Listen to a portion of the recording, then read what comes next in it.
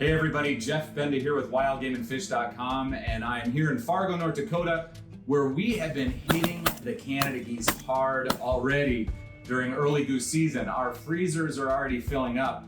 And so today I wanted to share with you a recipe using the legs and the thighs from your Canada geese. Look at all that meat that you are throwing away when you breast out your birds. Now, I know most waterfowlers do just breast out their birds, but I really want to encourage everybody to honor that animal, to honor that bird, and use all the meat that we can off of it. And this recipe is super delicious, super easy. It comes together in a slow cooker, and that is French dip sandwiches using Canada geese. And who doesn't love a great French dip sandwich? You guys stick around because you're gonna wanna learn how to do this so you can share it with your family and friends. So for this recipe, I'm gonna use the legs and the thighs from 3 different Canada geese. And really all we're gonna do right now is we're gonna salt them and then we're gonna pan sear them before we throw them in the slow cooker.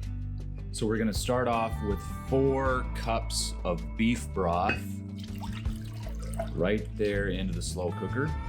All right, now we have 3 tablespoons of soy sauce, 1 teaspoon of black pepper, 1 teaspoon of onion powder, 1 teaspoon of garlic powder, 1 teaspoon of dried oregano, and finally 1 teaspoon of dried thyme. We're just gonna whisk that up, and then it's time to add our goose legs and thighs. All right, so we're gonna add a little bit of oil to our pan. And now we're gonna add our goose legs. Now, the reason that I'm taking the time to sear the legs and the thighs in the skillet is because I am trying to build the flavors of this dish. And so we wanna get a nice crust on that meat. So as you can see, we got a nice little sear on this meat here, and that is a Maillard reaction that we got on the outside of the meat. And a Maillard reaction, people will ask me, what does that mean? It's the reaction between sugars and proteins that occur when you brown meat. So now we're gonna place the legs and the thighs into the slow cooker. And now we're gonna cover and cook this on low for anywhere from 8 to 10 hours or on high for 5 to 6 hours. What we're looking for is we're gonna wait until the meat easily shreds off the bones with tongs or a fork.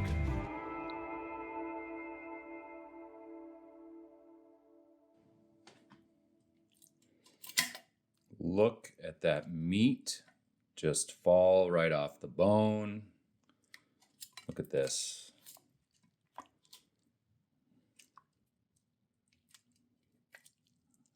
There you go. That is what we were looking for. That is what we are looking for. Look at that.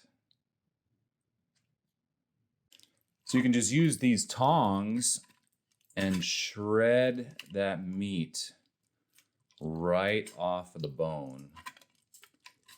Look at that.